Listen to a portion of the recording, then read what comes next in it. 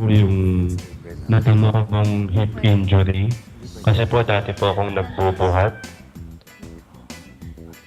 Ano po yun, April? Pakiulit lang yung Ano po ba, yung ano po yung magandang magpapagaling dito? Ano? Ayan, magpapagaling hip. Ah, Hindi ko naintindihan. Paano nangyari? kasama po natin si Doc Janice, no? Siya may konting mga katanungan para... Weightlifting po ako. Okay. Nabigla po yung hip ko. Okay, So, anong... sumakit po siya ng more than 2 weeks. What were you doing? Anong klaseng weightlifting yung ginagawa mo? Squats ba to? Lower extremities ba yung ginagawa mo? Yung lower extremities po. Paano? Leg press? From squat position, Tapos biglang ay hawak po akong barbell. So, squats. yung mahabang Barbell. Squats yung ginagawa mo? So, nung paakyat ka, dun siya sumakit? Tama ba? Yes. Okay.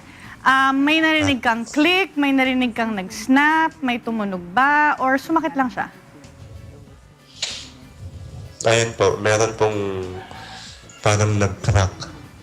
May nag-crack. Okay. Oh my God. Magpunta ka sa clinic ni Kuya, kailangan natin i-x-ray yan. Well, sometimes kasi pag may crack na ganun, baka mamaya yung buto mo na-fracture, no? So, hindi natin masasabi yan just by looking at you.